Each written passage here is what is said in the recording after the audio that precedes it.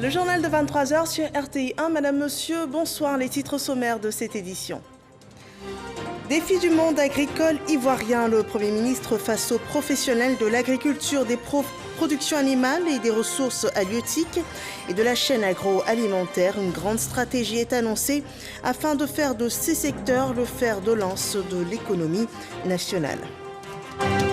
Lancement des écrits du baccalauréat 2021 à Adiaké par la ministre de l'Éducation nationale et de l'alphabétisation, Mariatou Koné.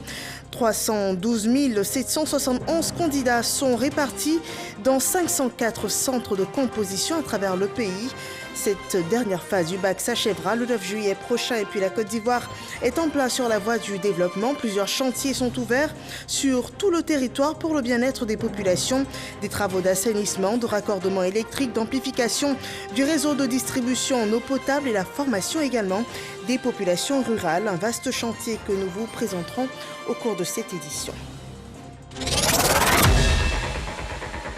Bienvenue dans ce 23h. Les filières agricoles sont dans le viseur du gouvernement pour soutenir l'économie du pays. La Côte d'Ivoire, pourtant leader mondial dans la production de nombreuses matières premières, rentabilise peu sur les marchés internationaux. Et à ce problème, le Premier ministre propose des solutions: produire mieux et plus, industrialiser les filières et même former à l'agrobusiness. La stratégie pour la compétitivité des filières agricoles agroalimentaire présentée au cours d'une rencontre avec les professionnels de l'agriculture, des productions animales, des ressources halieutiques et de la chaîne agroalimentaire. Nous en parlons avec Lanciné Bakayoko. Malgré le leadership confirmé de la Côte d'Ivoire en matière de production agricole, la rentabilité des filières agricoles, animales, aquacoles et agro-industrielles ivoiriennes ne cesse de se dégrader. À titre d'exemple, pour le cacao, dont la Côte d'Ivoire est première productrice mondiale, seulement 5% des recettes générées par l'industrie du chocolat reviennent au principal pays pourvoyeur. Même scandale un peu partout, notamment au niveau du palmier à huile, de l'anacarde, de la mangue, du coton et de l'ananas. Une situation inacceptable que le Premier ministre Patrick Kachi envisage de changer radicalement. La situation que nous vivons aujourd'hui, où malgré tous ces efforts, nous retirons en termes de valeur ajoutée la part infime que nous avons, osons le dire avec clarté et avec franchise, cette posture n'est plus tenable. Un plan stratégique décennal est également en place pour de grands projets de développement. Ces grands projets sont en cohérence avec les lignes d'action proposées dans le programme national d'investissement agricole de deuxième génération PNIA 2, notamment ceux mettant l'accent sur le développement de fermes sémencières privées et la sécurisation des intrants par le rapprochement des producteurs à travers les agropoles. À l'initiative du ministre de l'Agriculture, un plan spécial de 131 milliards de francs CFA orienté vers les filières légumières et maraîchères a parallèlement été approuvé. Une sorte de plan d'urgence destiné à faire face aux pénuries éventuelles et à la pression du marché. Le potentiel devant nous est immense. Il ne tient qu'à notre volonté politique, à nos choix stratégiques et à nos efforts individuels. Nous sommes convaincus plus que jamais que c'est ensemble et seulement ensemble, dans une logique de partenariat total, franc et engagé, que nous serons à même d'atteindre les objectifs ambitieux que nous nous sommes fixés et que les Ivoiriens attendent de nous avec beaucoup d'espérance. Selon Patrick Kachi, seule une approche intégrée combinant action publique et investissement privé permettra de donner des perspectives positives à l'agriculture ivoirienne. Et on n'a aucune autre alternative. Le fer de lance de cette Côte d'Ivoire solidaire, où les paysans sont transformés en fermiers, où les producteurs sont transformés en transformateurs de première et de deuxième transformation, où effectivement on a des nationaux qui ont la capacité, en tant que champions nationaux, d'aller sur les marchés extérieurs et de se battre avec des produits de notre pays qui sont compétitifs et qui répondent aux normes. Je crois que c'est le combat que le président a confiée à notre génération. À partir du 12 juillet prochain, des groupes de travail publics-privés vont être créés pour identifier les besoins de l'ensemble des filières agricoles. Le rôle de cette task force bipartite, mettre à la disposition du gouvernement au plus tard le 11 septembre, une feuille de route qui dessinera les premiers projets pilotes attendus avant décembre 2021. Et le Premier ministre prenait également part ce lundi à une cérémonie de dédicace d'un livre sur Amadou Gon Coulibaly. Dans 3 jours sera commémoré le premier anniversaire de sa disparition. Amadou Gon Coulibaly, le cœur et l'esprit. C'est un livre autobiographique de l'homme qui a voulu écrire son histoire, se raconter pour se souvenir et se découvrir. Ainsi est présentée l'œuvre par ses auteurs, Ziad Limam, patron du journal Afrique Magazine, et Venance Conan, patron du groupe Fraternité et Matin. Ces 2 patrons de presse immortalisent par ce livre Amadou Gon Coulibaly, une œuvre que vous pourrez retrouver chez votre libraire. La grande phase des écrits du baccalauréat a débuté ce lundi. 31 271 candidats sont inscrits pour cet examen cette année. La ministre de l'Éducation nationale et de l'alphabétisation était ce matin à Diaké, dans le sud Comoé, pour le lancement des compositions. Franck Wadio rend compte de ce top départ. À Diaké, dans le sud Comoé, nous sommes la veille du baccalauréat. Dans ce centre d'examen, déjà quelques élèves viennent identifier leur salle de composition. Une astuce que tous n'ont pas.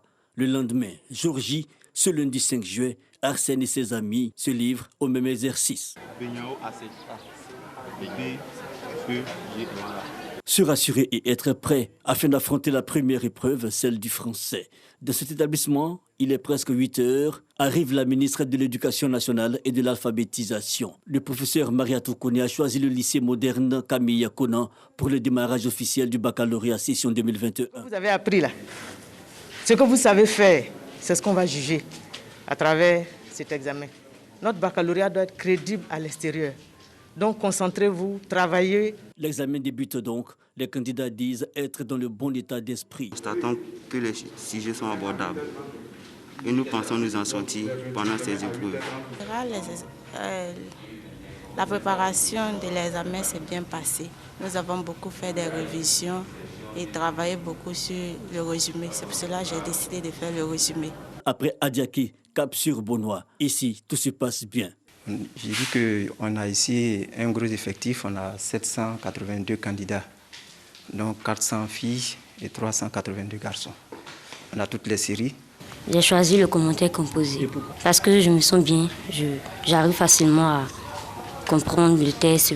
La ministre Mariatou Kone, pour sa part, insiste sur l'engagement et l'excellence. Nous voulons juger la valeur intrinsèque de chaque candidat afin que le 27 juillet, ce soit des élèves méritants qui soient admis au baccalauréat. Nous avons mis face à leurs responsabilités afin que la conscience personnelle de chacun prévale au cours de ces examens. Une chose dont nous avons parlé, que chacun n'attende pas qu'il y ait des vidéosurveillances, qu'il y ait des méthodes ultra modernes de lutte contre la tricherie. Il faut que chacun soit son gendarme, que chacun sache que le travail qu'il fait, c'est pour soi. Et ceux qui les aident à la tricherie ne les aident pas du tout, ne leur font pas du bien. 312 771 candidats composent pour cette session 2021 du baccalauréat. 504 centres ont été retenus. Voilà, et partout en Côte d'Ivoire, donc 312 771 candidats ont été soumis dès ce matin à l'épreuve de français. Voyons comment, dans la capitale économique ivoirienne, les candidats ont abordé cette première composition. Pour le constater, Grace Kondo a visité plusieurs centres du district d'Abidjan, suivant son reportage. Lycée classique d'Abidjan, ce lundi, il est 7h25. À l'entrée de cet établissement, des candidats soumis aux règles de sécurité. La raison ? Ce jour marque le démarrage des épreuves écrites du baccalauréat session 2021. En attendant le début de la première épreuve, quelques réactions. On est en train de s'encourager. Bon.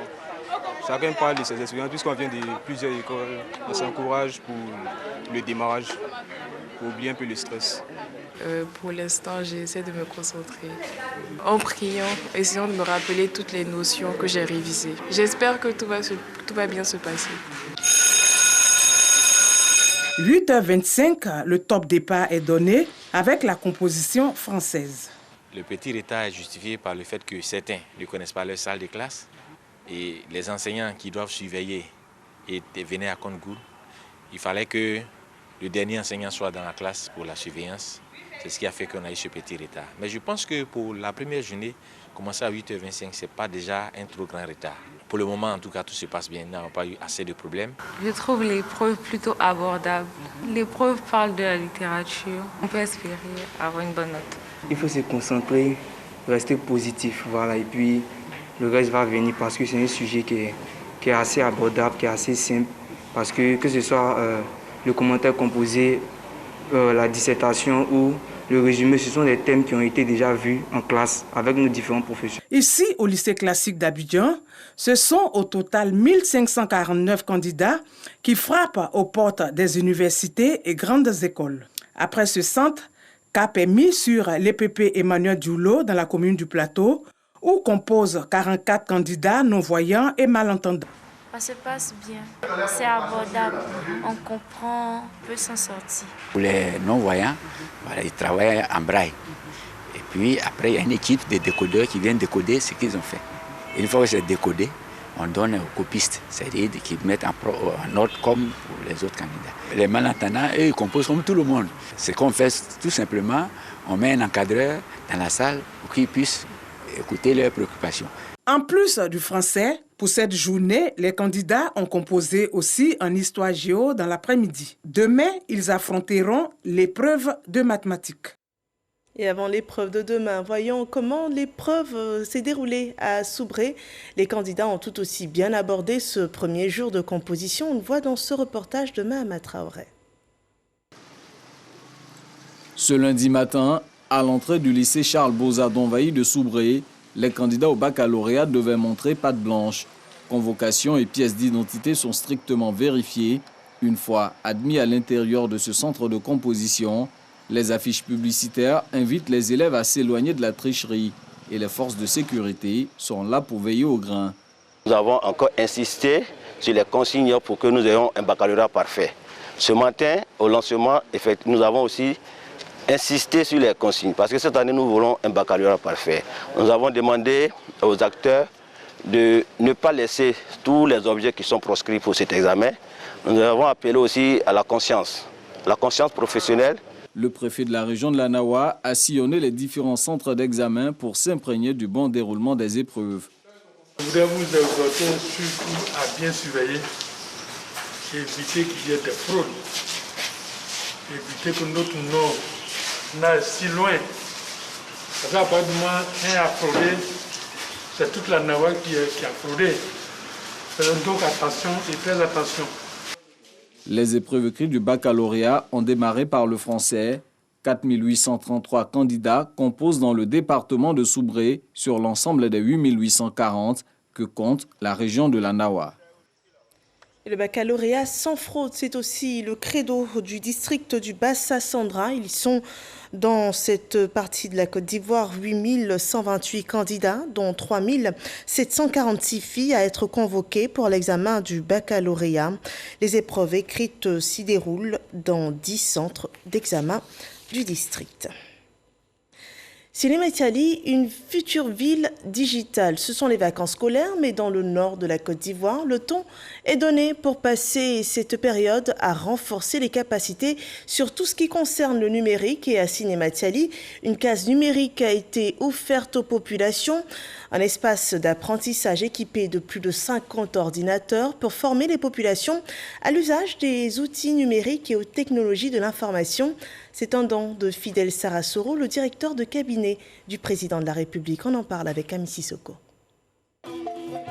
Faire de Sinématiali une ville digitale dans le Poro. C'est ce qui a suscité l'ouverture d'une case numérique dans cette localité. Elle vise l'initiation aux outils numériques, la navigation, la réalisation de démarches administratives en ligne. L'espace peut être également utilisé pour le suivi et la formation à distance ainsi que l'organisation de webconférences. La case, nous voulons qu'elle soit aussi utilisée pour former les jeunes. Le formateur peut ne pas être à Sinematiali. Il peut être partout au monde et former les jeunes ici, grâce à ce système de visioconférence. La case numérique de Sinematiali, avec plus de 50 ordinateurs, est le fruit de la collaboration entre le ministre directeur de cabinet du président de la République, Fidel Sarasoro, également député de Sinematiali, la multinationale chinoise Huawei et la Société nationale de développement informatique, SNDI, qui contribuent à plus de 47 millions de francs CFA au nom du ministère de l'économie numérique, des télécommunications et de l'innovation. Généralement, quand on parle d'informatique, quand on parle du numérique, les jeunes ont le sentiment qu'il s'agit des hommes. Non. Je voudrais encourager nos mamans à venir. Il n'y a pas d'âge pour apprendre à venir régulièrement, à vous inscrire et à utiliser cette case et à vous approprier la case et surtout à encourager les jeunes filles à venir apprendre. C'est là l'avenir. Autre outil de communication installé au sein de la case numérique, la radio Wabin qui reçoit ses premiers invités, les ministres Fidel Sarasoro et Amadou Koulibaly de la communication, des médias et de la francophonie. Elle sera la voix de la case auprès des populations. La cérémonie était aussi l'occasion pour le ministre Fidel Sarasoro de remettre officiellement les clés de 3 mosquées à l'imam central de Sinematiali et d'un véhicule de type 4x4 à la présidente des femmes. Et la route, elle participe aussi au développement. Un credo appliqué dans la région du Moronou à Bongouanou. Des travaux de bitumage sont ainsi relancés après plusieurs semaines d'arrêt. Hermaniamia. Dans exactement 2 mois, la voie principale du quartier Kangandi dans la commune de Bongouanou sera entièrement bitumée. La reprise des travaux est marquée ici par ces coups de pelle. Il faut le rappeler, les travaux de bitumage de cette voie longue de 2 km étaient déjà en cours d'exécution depuis l'année dernière lorsqu'ils ont été interrompus à cause d'un acte de vandalisme perpétré sur les engins de l'opérateur lors des événements liés à la désobéissance civile pendant l'élection présidentielle d'octobre 2020. J'ai un seul mot, c'est de remercier son Excellence Monsieur le Président de la République, Alassane Ouattara, et son frère, le Président Awa Ndoli Tofi, l'inspecteur général d'État, pour la reprise effective des travaux de bitumage de la voie principale de Kangandi. Et demander aux jeunes que la politique, c'est d'apporter le développement à sa région et non pas de détruire. Ces travaux qui reprennent ce jour ont été rendus possibles grâce à l'intervention de l'inspecteur général d'État, Théophile Awa Ndoli, qui a pesé de tout son poids pour convaincre l'entrepreneur. Cette route que le président a promis, et c'est cette route qui est en train d'être réalisée par l'entrepreneur M. Aondjon, qui, malgré les déboires qu'il a eus, a accepté. Parce que, comme par hasard, c'est lui aussi chez lui. Bon, il va faire quoi? Il a accepté de reprendre les travaux. Et nous disons vraiment grand merci au président de la République et grand merci également à l'entrepreneur. Nous sommes là pour le développement. Il y a eu des histoires, je sais qu'ils n'ont pas compris. Le développement, c'est pour nos parents. Donc on est inscrit dans ce développement, donc je suis obligé de reprendre. Par le biais du doyen qui m'a demandé de relancer les travaux, on reprend les travaux pour le bien-être de nos parents. C'est lors de la visite d'État du président de la République Alassane Ouattara dans la région du Moronou en septembre 2020 que la réhabilitation des voiries de la commune de Bongouanou a été initiée. Les travaux n'étant pas entièrement terminés après la visite du chef de l'État, l'opérateur avait pour obligation de les achever. À Boisseau, des travaux sont réalisés pour répondre aux besoins de consommation d'eau potable des populations. Les besoins sont estimés à 3 365 mètres cubes alors que la capacité des 3 forages installés dans cette localité est de 1 583 mètres cubes par jour. Il y a donc un déficit de 53% et dans l'urgence, donc 2 forages à grand diamètre sont en cours de réalisation. Il est également prévu le raccordement électrique et hydraulique de 3 châteaux d'eau en béton armé. Le coût global du projet s'élève à 3,4 milliards de francs CFA. On fait le point de tout cela avec Titine Guessin. Dans exactement 6 mois, les populations du Sud Comoé, notamment le département de Maféré et 14 localités environnantes, auront de l'eau potable sans discontinuer. Les travaux de l'alimentation en eau potable sont lancés d'abord à Mouyassué, à une vingtaine de kilomètres d'Aboisseau, ensuite à Maféré, par Laurent Tchagba, ministre de l'Hydraulique, en présence du président du conseil régional, Eugène Akaoulé, et des bénéficiaires. Depuis fort longtemps, nous n'avons pas de l'eau potable. Les femmes chargent de l'eau sur les têtes pour aller au marigot à des kilomètres pour avoir de l'eau même pas potable. Donc aujourd'hui, nous remercions le ministre Akaoulé et le ministre Tchagba. Aujourd'hui, nous sommes heureux parce qu'avec les travaux qui vont être entrepris, nous allons pouvoir avoir de l'eau. Et comme vous le savez, l'eau est source de toute vie. Donc ma joie est grande puisque notre population, nos parents de Maféré auront de quoi, n'est-ce pas, boire. D'un coût global de 3 400 millions de francs CFA financés par le Fonds de développement de l'eau, ces travaux permettront à terme de doubler la production journalière actuellement évaluée à 3 365 mètres cubes. Je m'honore que la population de Maféré également bénéficie de cette générosité du président, mais également de la mise en œuvre de sa politique Côte d'Ivoire solidaire. Nous avons déployé une stratégie, c'est de faire 3 systèmes autonomes et qui renflouent Maféré avec de l'eau, avec 2 forages à grand débit.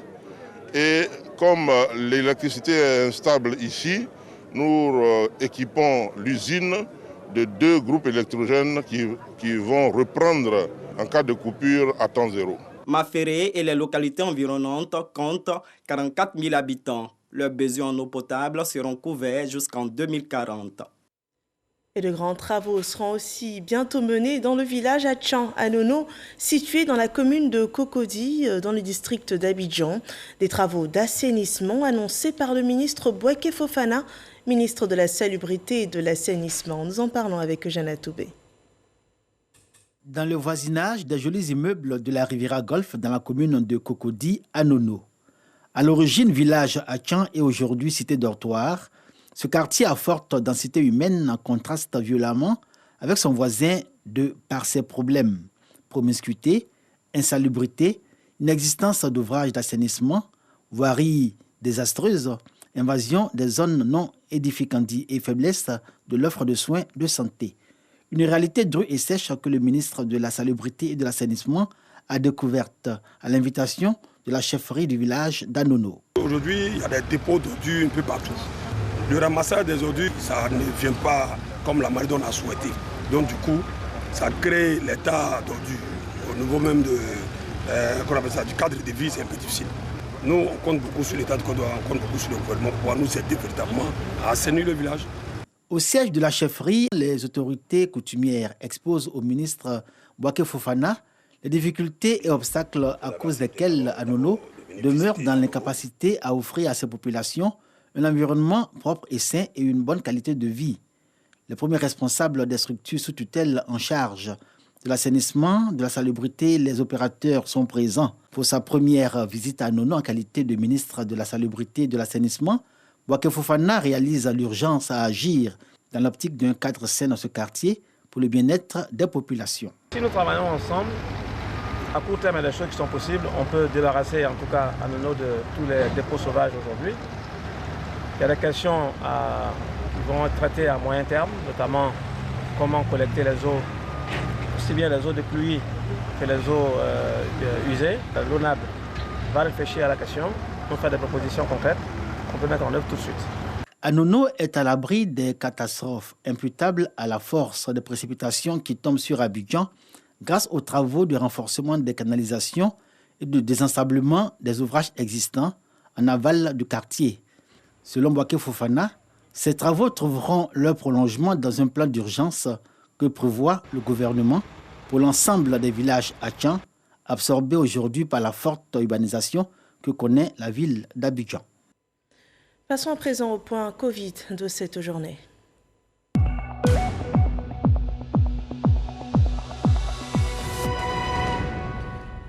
Le ministère de la Santé, de l'Hygiène publique et de la couverture maladie universelle a enregistré ce 5 juillet 2021 16 nouveaux cas de Covid-19 et 34 nouvelles guérisons.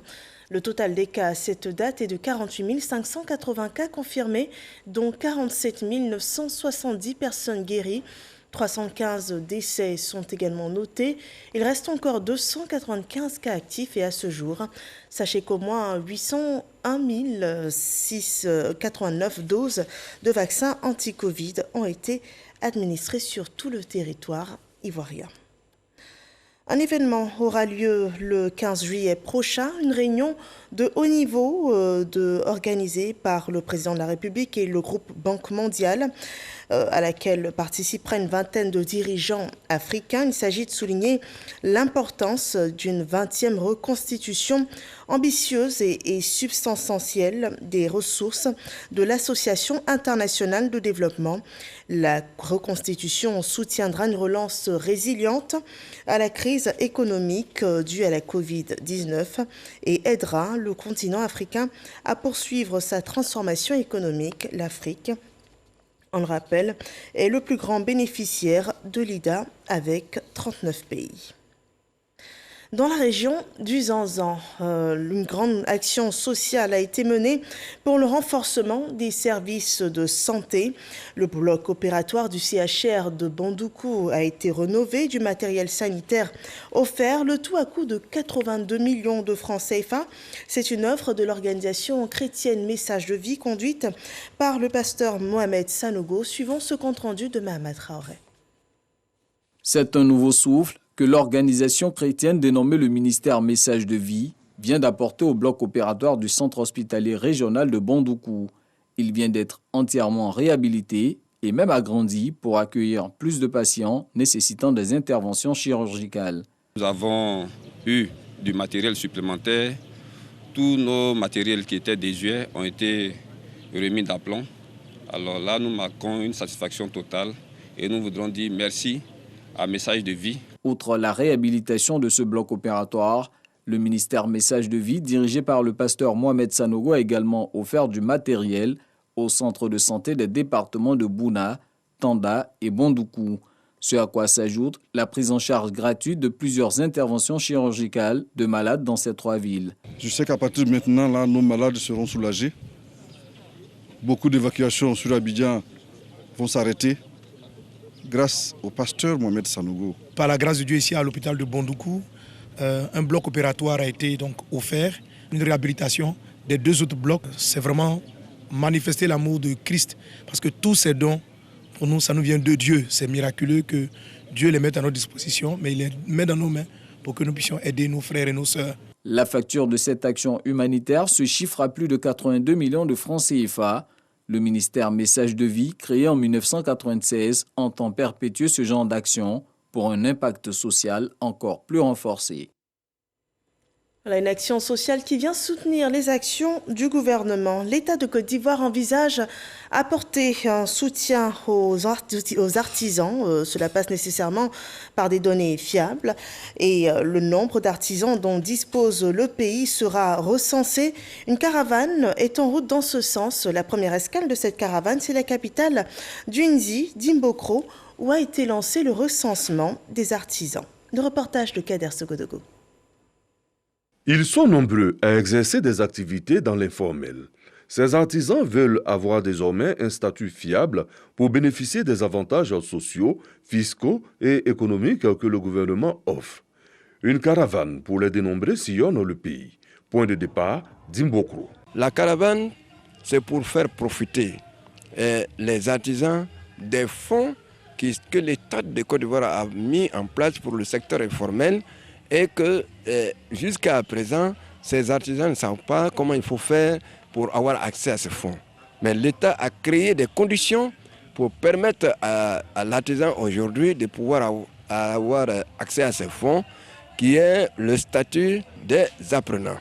Avec ce statut, celui qui est au secteur informel peut bénéficier que des prêts de ce fonds. Sortir de l'informel pour le formel. Une aubaine pour les artisans de la région d'Unzi. Je voudrais dire merci au président pour tout ce qu'il fait pour les artisans. Et dit merci aussi aux artisans de Dimoko qui se sont bien mobilisés pour l'enrôlement. La caravane de recensement des artisans va sillonner les 31 régions et 2 districts que compte la Côte d'Ivoire. Hors de nos frontières, le Nigeria enregistre un nouvel enlèvement de masse de 140 lycéens. Dans la nuit de dimanche à lundi, 165 élèves dormaient dans leur pensionnat du lycée Bethel Secondary School au sud-est de la capitale de l'État de Kaduna. Lorsque des groupes armés se sont introduits dans l'école, 25 élèves ont réussi à s'échapper. Ils sont désormais plus d'1 millier d'enfants, d'adolescents ou d'étudiants à avoir été enlevés par des bandes armées dans plusieurs États du nord-ouest et du centre-ouest du Nigeria. Des centaines de femmes manifestaient dimanche pour protester contre le manque de protection de l'État nigérien. Voilà qui met un terme à cette édition d'information. Merci de nous avoir suivis. Excellente fin de soirée sur RTI 1.